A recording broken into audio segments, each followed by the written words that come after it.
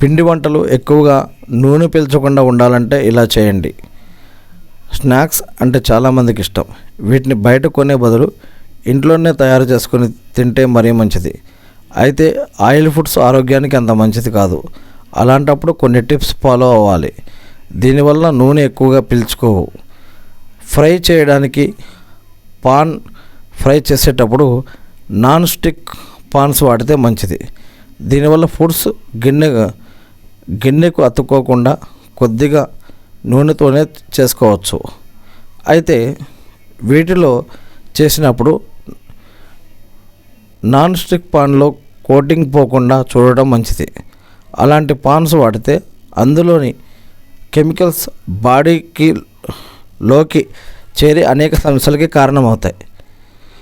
ప్రతిసారి అన్ని ఫుడ్స్ని వేయించే బదులు కొన్నిటిని బేక్ కూడా చేయించాలి.